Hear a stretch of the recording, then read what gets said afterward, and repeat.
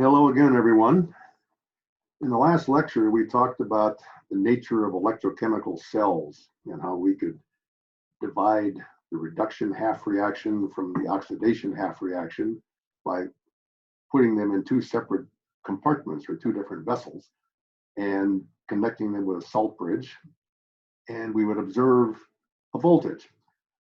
Now, all I gave in the last lecture was the value of that overall cell voltage. Today, we're going to talk a little bit more about where those voltages come from and how they're systematized and rationalized. In particular, we're going to be talking about what your book calls the standard potentials, and in particular, the half-cell standard potentials. Now, you may remember from the last lecture that I talked about the EMF of an electrochemical cell. The EMF is the electromotive force. If you remember, it's the EMF is the cell voltage, the E0, when no current is being drawn. In other words, no electrical work is being done. This is what's called a standard cell potential, and it's represented by the capital E with a little superscript 0. Now, where does that come from? What goes into that little E0 that we talked about, and how does it vary for different kinds of electrochemical cells? Well, the standard EMF, and this is just a convention that's used by chemists for representing cell potentials, and it's a convention that's used by everybody, and so that's why it's important to keep in mind where this comes from and how to use it. The standard EMF, or E0, of an electrochemical cell is the difference between two standard half-cell potentials. Now, we talked last time about putting two half reactions together and to make an electrochemical cell, and we had each of those two half reactions occurring in a separate compartment, a separate vessel, for example. Well, each of those two half reactions, the oxidation half reaction and the reduction half reaction, can have a particular cell potential that is characteristic of that half cell. And the overall cell potential is simply determined by the difference in the cell potentials between those two half cells.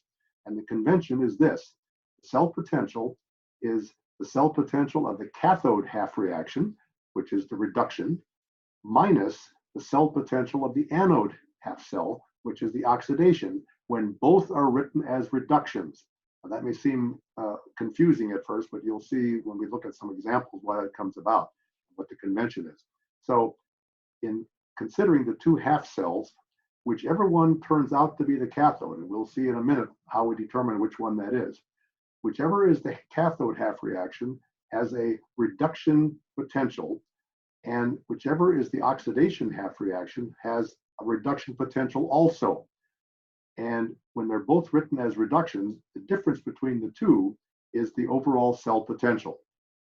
Now, the key to the standard procedure is this: the half cell reaction with the more positive reduction potential will occur spontaneously as a reduction, while the other half cell reaction, the one with the less positive reduction potential, will occur as an oxidation. So in putting these together, you can see that we can have a long list, and I'll show you a list in a minute. We can have a long list of possible half cell reactions that could occur in the overall electrochemical cell. But in order for the cell potential to be useful, we have to select arbitrarily some particular half cell reaction that we're going to arbitrarily assign a value of 0 to. We'll have a cell potential of 0. And the reason for that is because just as in what we talked about earlier in the semester about thermodynamics, entropies and Gibbs energies and so on, just as the absolute energies cannot be determined, but only energy differences, so only differences in E0 are relevant. And that's why we have this convention up here about subtracting one half cell potential from another and coming up with a cell potential. That only has meaning if we have some standard point that we use as a reference. And that, to do that, we select one particular half cell reaction and we arbitrarily assign it a value of 0. This is essentially analogous to the arbitrary convention of assigning the standard Gibbs energy of formation of elements to be 0. the analogy is not exact because Gibbs energy is an energy, and the cell potential is related to the energy, as we saw last time. So and the half cell reaction that is universally used is what's called the hydrogen electrode. This is the half reaction for it. And again, it's written as a reduction, as all reduction potentials are, as we'll see in a minute. And the cell potential of this half reaction is arbitrarily assigned a value of 0. And all other half cell reactions that are compared to this particular one, whether they have a more positive reduction potential or a more negative reduction potential, this one is assigned a value of 0. And we'll see in a minute how to use those. Now, this is the overall correct reaction: 2 hydronium ions plus 2 electrons going to hydrogen gas plus 2 waters. But in most cases, this is simply shortened to ignore the waters and write it as 2 H pluses plus 2 electrons going to H2. It's the same reaction, it just doesn't include the waters, which we know are there, but it makes the reaction shorter. Now, all of these that we're going to look at, the tabulated E0 values of all these other half reactions are relative to that of the hydrogen electrode. Now, what exactly is a hydrogen electrode, and what's the meaning of it? Well, you might say, how can I make a half cell reaction that involves a gas? Well, this is a way to do it, and it's the conventional so-called standard hydrogen electrode. It consists of a tube, an open tube like this. It's sealed at the top because this is where the wire comes in that goes to the other half cell. It's a tube like this that contains a platinum wire. That's what's connected to the connection up here, with a platinum electrode at the end of the wire. The electrode is usually in the form of a piece of platinum foil that looks very much like aluminum foil, but it's made out of platinum, of course. And that's the platinum electrode acts as the surface on which the half reaction occurs. Now, it's hard to see it in this diagram, but at the top of this tube here, there's a small side arm into which hydrogen gas is admitted or flowed continuously at 1 atmosphere pressure.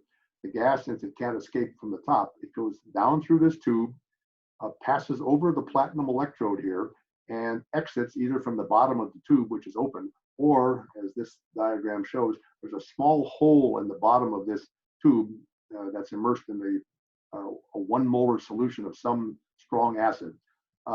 And that is the overall structure of this platinum electrode. So, the hydrogen electrode. So what's actually happening? Well, on an atomic scale, if we look at a blow-up of a portion of that hydrogen, of that platinum surface, if we look at all of these little blue spheres as platinum atoms, what's occurring is either of 2 possibilities. Either reduction is going to occur of the H plus to H2, or oxidation will occur of H2 to H plus. Which one occurs depends on what is the other half cell reaction that the hydrogen electrode is paired with, as we'll see. So in one case, what's shown here is that hydrogen gas is being oxidized. Hydrogen gas collides from this flowing gas over here past the platinum electrode. The hydrogen gas is passing over the surface of the platinum. Well, platinum has a tendency to spontaneously dissociate hydrogen molecules into hydrogen atoms. Those hydrogen atoms can each lose an electron to the platinum surface and go into solution then as H pluses. It shows 2 hydrogen molecules doing that here. The other possibility is that hydrogen ions from solution, hydronium ions, can collide with the surface, pick up an electron each, and come off as hydrogen gas. Both are possible. The hydrogen gas going to H plus is an oxidation reaction, and H pluses coming together to form hydrogen gas is a reduction half reaction. The one that's shown here is, they designate the half reaction at the platinum surface to be a reduction. There's the H pluses coming together to form H2 gas. That's a reduction half reaction. So where does all this lead to?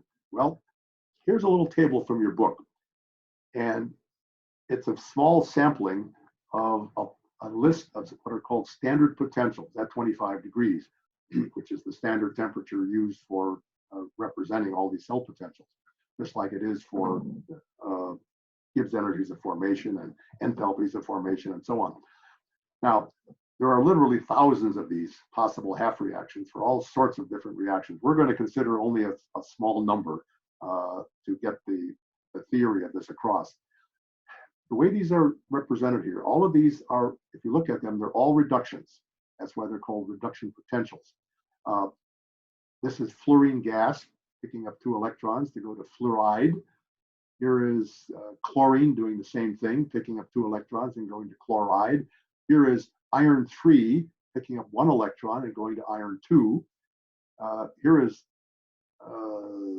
iron 3, picking up 3 electrons and going to iron metal, and so on, all the way down to the alkali metals down here, each gaining 1 electron and going to the metal itself. Now, all of these are written as reductions, and they all have then a reduction potential. Here's our hydrogen electrode, which by definition has a reduction potential of 0. What this kind of tabulation means is that all of the reduction potentials that are positive, more positive than the hydrogen electrode, which is 0, so they're all written here as positive values, all of them have a greater tendency to become reduced than the hydrogen electrode does. In other words, if I were to pair the hydrogen electrode with any of these, the hydrogen electrode would occur as a reduction, and as an oxidation, and all of these would occur as a reduction. Similarly, if I paired the hydrogen electrode in one half cell with all of these reactions down here that have negative reduction potentials, the hydrogen electrode would occur as a reduction because it has a more positive reduction potential, 0, and any of these that it's paired with would occur as an oxidation. Now, chemically, if you look at this makes sense. Fluorine has a very high electronegativity, the highest of all, with a value of 4. And we know that fluorine acquires electrons, or has a tendency to acquire electrons. In the case of fluorine going to fluoride, this is a very favorable reaction. The cell potential, the half cell potential is 2.87 volts, which may not seem like a lot, but as we'll see, if you convert these voltages into equivalent Gibbs energies, they're huge. Almost 3 volts would correspond to a Gibbs energy change of about 1,000 kilojoules per mole. So it doesn't look like a very large number in volts. Don't forget, if you multiply this by the Faraday constant, it turns out that the energy that this corresponds to is very large. Nevertheless, as we go down the list, what we're seeing are reactions that are less and less positive reduction potentials, which means they have less of a tendency to go as a reduction compared to the hydrogen electrode, and more tendency to go as an oxidation, until we get down to the lower parts of the table, where just knowing the chemistry that we do, lithium, potassium, sodium +1 ions are the preferred form energetically. They're not easily reduced to sodium metal or potassium metal or lithium metal. They much prefer to be in the oxidized form. And that's the reason why their reduction potentials are so very negative.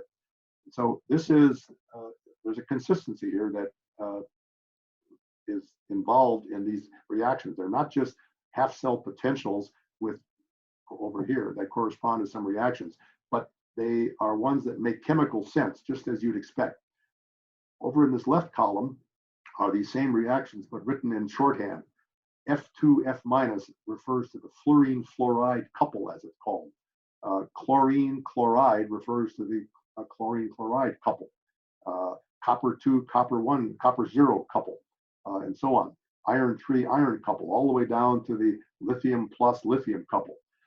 Now, based on the chemistry we just talked about, if you look down this list, the ones near the top, their oxidized form, in this case, the fluorine, F2, the oxidized form is strongly oxidizing.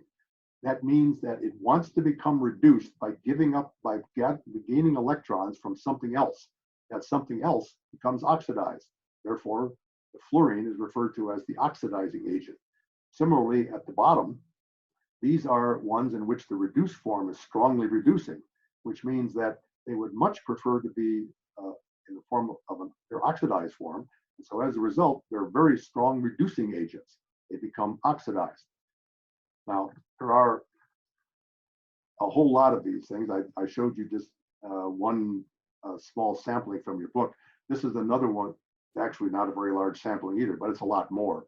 And you can see that here's our fluorine fluoride reaction, and there's a lot more in here that were on the previous table. Here's the hydrogen electrode, which is 0 by definition, all the way down to these alkali metals down here. And in fact, it's a table like this. It's in the back of your book. That is one that is a useful reference when you're trying to solve problems that involve these cell potentials. Now, how are these applied? Well, here's an example. We're going to look at two cases, two different electrochemical cells, both of which involve a hydrogen electrode, but we'll see that it can play either role as we just talked about. In this case, here's the hydrogen electrode with the H2 gas flowing in, and here's the platinum electrode down here. This is a solution that's 1 molar in HCl. Remember, the E super 0 refers to standard conditions. So for ions in solution, that means 1 molar. So the source of the H pluses here is 1 molar HCl in this case. So in this case, the hydrogen electrode is occurring as an oxidation.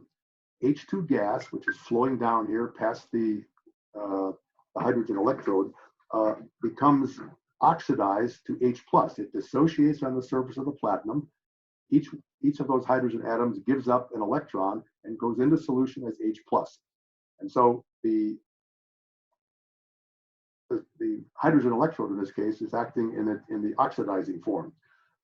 Now, the other half cell contains a copper reaction. This is the copper-copper 2 couple. And in this case, here's the copper cathode. All right. The electrons that are being released by the H2 here would go through an external circuit. In the case of a voltmeter, there wouldn't be any flow because this is an infinite resistance device. But the direction of transfer of electrons is from the hydrogen electrode to the copper cathode, where the copper is being reduced. It's going from copper 2, which is present in a 1 molar copper sulfate solution, as you can see here. It's being reduced by gaining 2 electrons each to go to copper metal, which then will plate out on the surface of the copper cathode.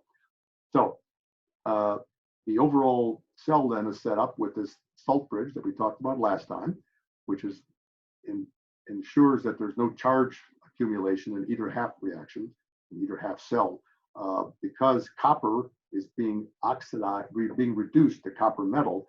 It picks up 2 electrons each. And so in order to keep a negative charge from building up here, in the salt bridge, the positive ion, the potassium ion in this case, migrates toward this half reaction. And to keep a positive charge from building up here, the chloride ions migrate this way. It should be pointed out, however, that when we talk about the ions in the salt bridge migrating, in fact, if there were even 1 electron that was released in one case and built up in the other, the reaction would not happen.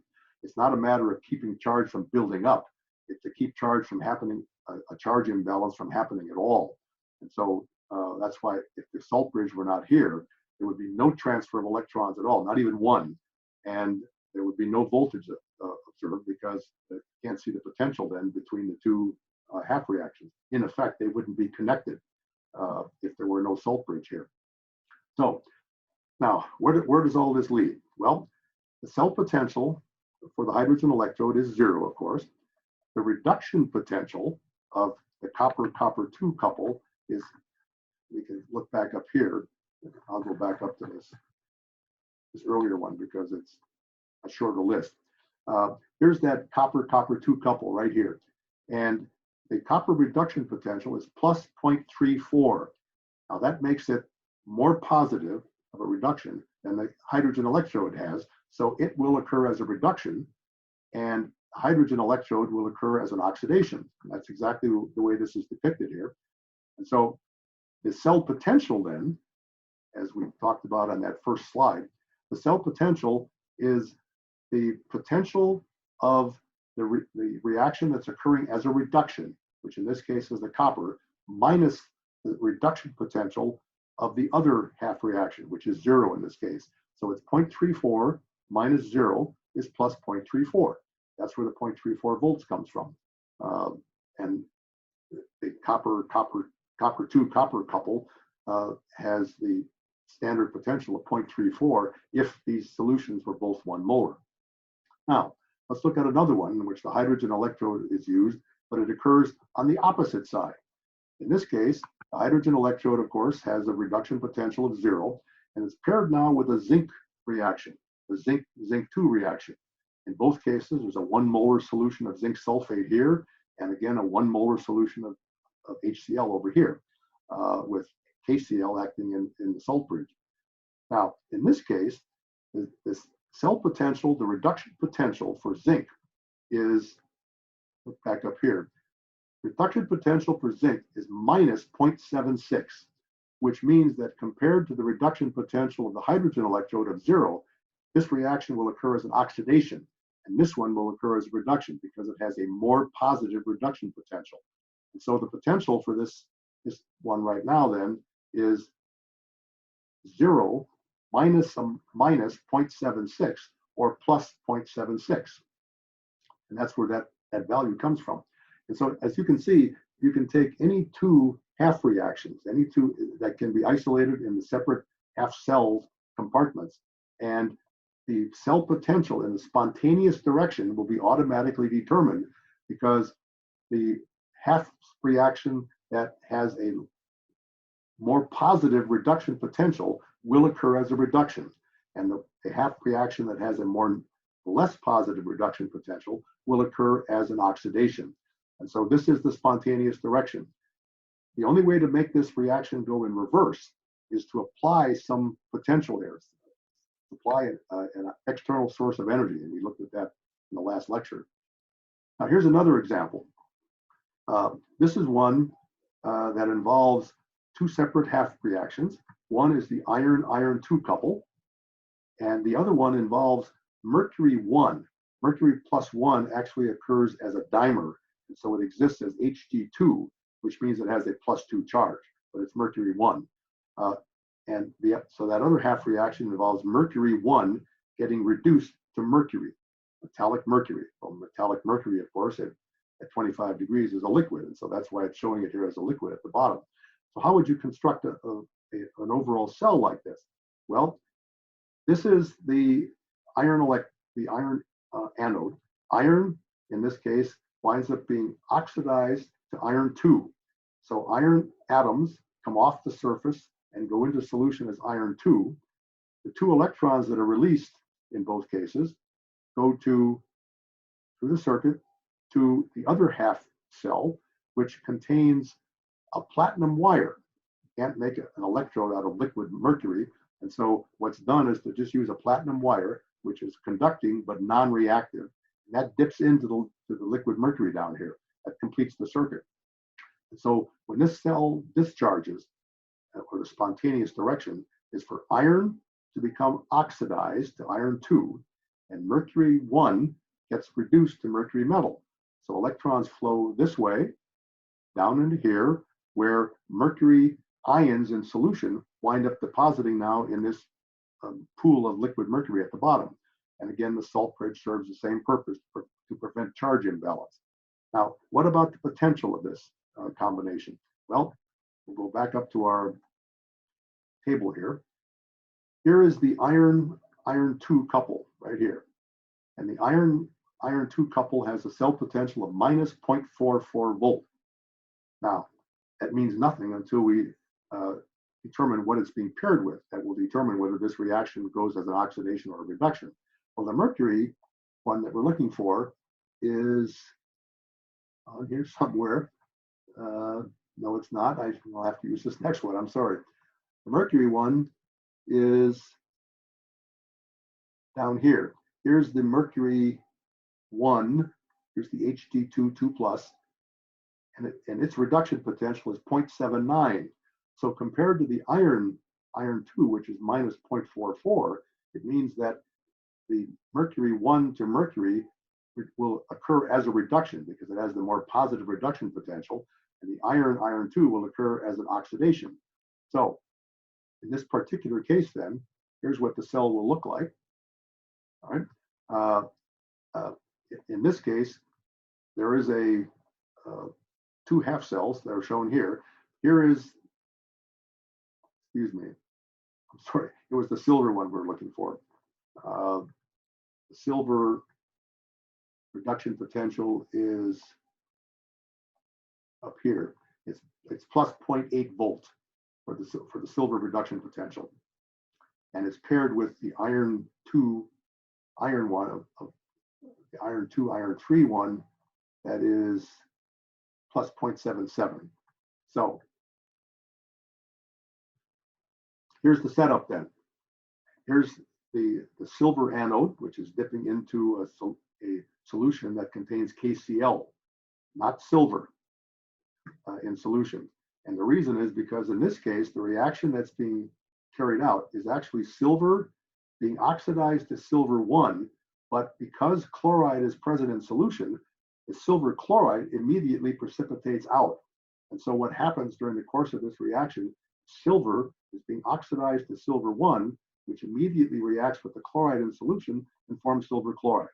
Nevertheless, that is the oxidation half reaction. The electron that's released goes through the external circuit, comes through to the other side where there's a platinum electrode. In this case, there is no metal involved. It's just iron 3 and iron 2. Iron 2 is being oxidized to iron 3.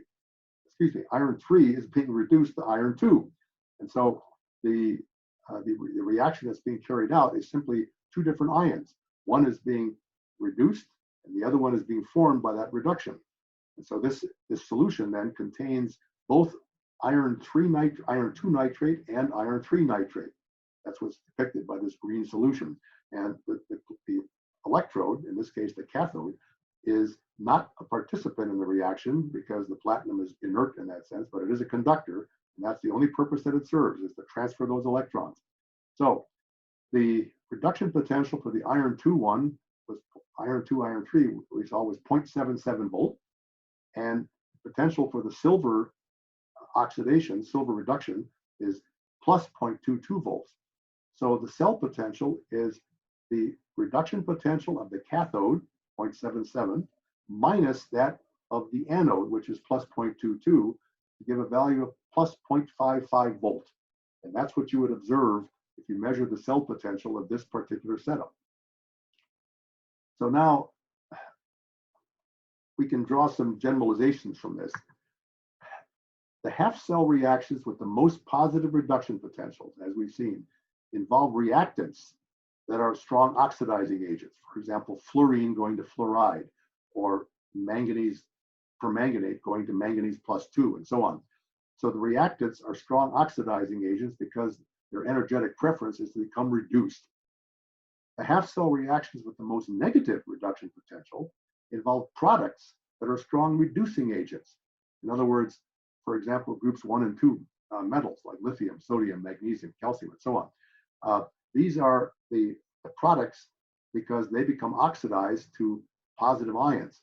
And so their products are strong reducing agents. Magnesium is a strong reducing agent because it prefers to become oxidized. What this leads to is what's referred to as the electrochemical series, where we can arrange metals in particular. We can arrange metals in the order in which they're energetically preferred to be reduced or oxidized, depending on how you look at it.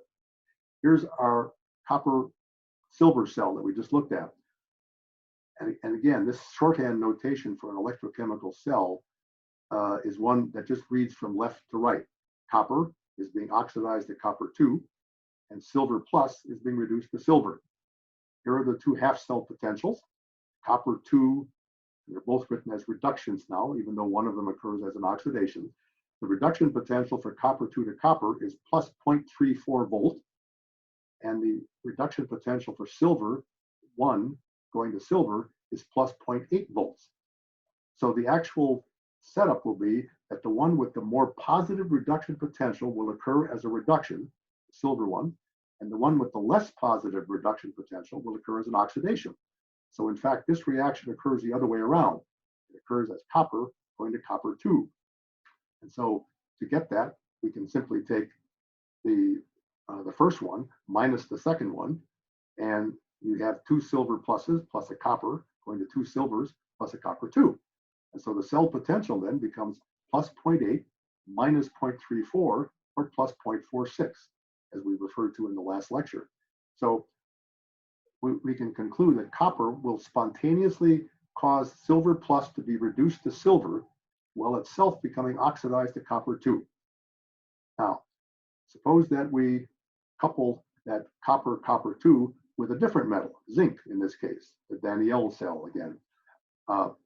In this case, the copper still has the plus 0.34 reduction potential, as we just referred to before, but the zinc reduction potential is much less positive. In fact, it's minus 0.76 fold compared to the hydrogen electrode. And so based on that, we would conclude that the half reaction that goes as a reduction is the copper one, copper 2 to copper, because it has the more positive reduction potential. And the one that goes as an oxidation is the zinc one. So it is the minus 0.76 fold. So by combining the first one and subtracting the second one, we get the actual reaction that occurs, overall reaction, copper 2 plus zinc going to copper plus zinc 2. And so in this case, the overall cell potential is 0.34 plus 0.34 minus a minus 0.76 or plus 1.10 volts, which is again what we saw in the last lecture. So again, we can conclude from that that zinc metal will spontaneously cause copper 2 to be reduced copper while itself becoming oxidized to zinc 2.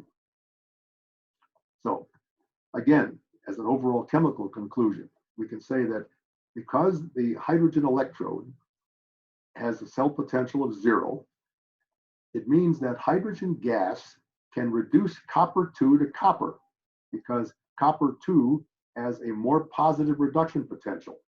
So that would mean that the hydrogen, that the cell copper reaction would occur as a reduction, copper 2 to copper, while the hydrogen electrode would occur as an oxidation, H2 going to H plus.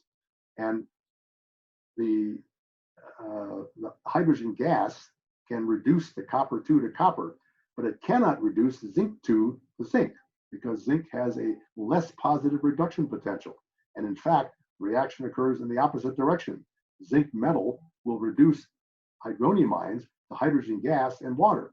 And in fact, this is what happens if you immerse a piece of copper into a strong acid like HCl solution, for example. If you immerse a piece of copper, you'll find that no reaction happens because hydrogen gas is not able to reduce copper 2 to copper metal. It can reduce copper 2 to copper 0, but it cannot reduce zinc 2 to zinc. And so the reaction occurs the other way around. If I immerse a piece of zinc metal into a strong acid, hydrogen gas is released. You can see it bubbling if you immerse a piece of zinc. And this comparative oxidizing and reducing capabilities of these couples is termed the electrochemical series. As a matter of fact, we can, I'll just go back to the small table again because I can show the whole thing at once. Okay, here's our hydrogen electrode. All right, now not all of these half reactions involve metals. Some of them involve just ions or something else like permanganate over here. But for the ones that involve just metals, all right, here's one that involves gold. This involves silver. This involves copper. This one involves lead and iron and zinc and so on. For the ones that involve metals, what we can conclude is that the more positive the reduction potential for a metal, the more easily it is reduced. But beyond that, we can say that if it has a positive reduction potential, that's compared to the hydrogen electrode, it means that hydrogen gas can reduce those ions to the corresponding metal and itself become converted to H plus. Whereas for all of the metals that occur with more negative reduction potentials than the hydrogen electrode, hydrogen gas cannot reduce them because they prefer to be oxidized. And in fact, those metals over here, in connection with a strong acid, will convert to the oxidized form and release hydrogen gas. That's what's referred to as the electrochemical series. And it simply means that if you look at all of the reduction potentials of all these different metals, you can arrange them from the most easily reduced to the most difficult to reduce. And that's the That's referred to as the electrochemical series.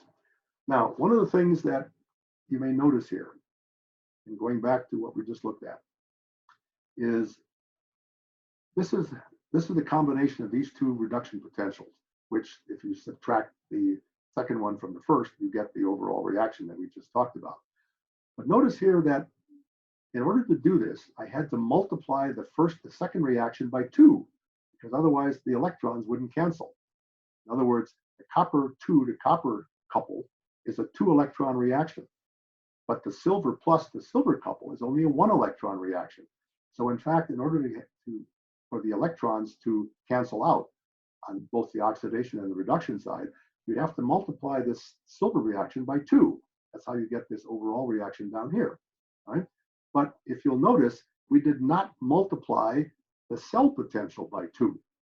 And the reason for it, and that's why we wound up with 0.8 minus 0.34 to give plus 0.46. The cell potential is not multiplied by 2 because the cell potential, like temperature and like pressure, are intensive properties, remember. They're ones that do not depend on the amount of material that's present, only on the property itself. In other words, in the case of an electrochemical cell, it simply means that if you double the size of the cell, you don't change the potential. It's still 0.8 volt, right? It's analogous to flashlight batteries or something else, that if you compare a AAA cell to a AA cell, which is larger, the potential is still the same. And that is an example of what we're talking about here. So because of that behavior, because of their intensive, it's possible to derive other half reactions from known ones. That's why I call it derived half reactions. But because the cell potential is an intensive property, when two half reactions are combined to form a galvanic cell, their cell potentials are not multiplied by the coefficients in the overall balance reaction, as is done for extensive properties like Gibbs energy and so on.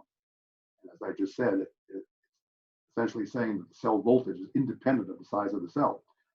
Now, if we focus on just half reactions, okay, and I have two half reactions, like, for example, these two, we'll get to in a minute, two half reactions that I know the cell potential for, here, and I want to derive from those two a third half reaction. This is not an overall cell reaction now, it's just another half reaction.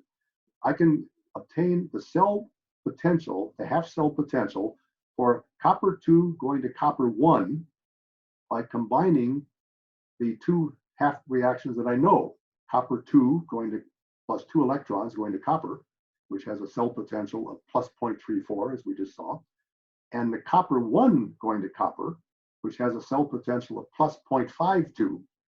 But because the copper 2 to copper is a 2-electron reaction, and the copper 1 to copper is only a 1-electron reaction, you can't simply combine these two. In other words, I can get this copper 2 to copper reaction by subtracting the second reaction from the first. Okay, that chemically that gives me this. Here's this 1 electron that's involved. But I can't determine the cell potential for that by just subtracting these two. I have to take into account the fact that they do not have the same number of moles of electrons involved. And the way to do that is to convert the cell potentials into Gibbs energies, which are extensive. And there they depend on the number of electrons and number of moles of electrons. And if you remember the relationship we saw in the last lecture, the Gibbs energy difference is related to the cell potential by minus NFE, where F is the Faraday constant and N is the number of moles of electrons. And so if I'm trying to get the cell potential for a third half reaction from two that I already know, I can convert both of the cell potentials into a Gibbs energy, subtract the two Gibbs energies, and then convert that back into a cell potential. That's what I illustrate here. The Gibbs energy difference for the third reaction, this one right here, all right, will be the Gibbs energy of the first one minus the Gibbs energy of the second one. And that will give me the overall half cell reaction shown here. Well, these two Gibbs energies of the half cells are related to the energy, the cell potentials by minus N1 FE1 In other words, the number of moles of electrons in half reaction 1, and the cell potential at half reaction 1, that's this one right here, where N1 is now 2. And this minus here now makes this become a plus, because remember the delta G is minus NFE.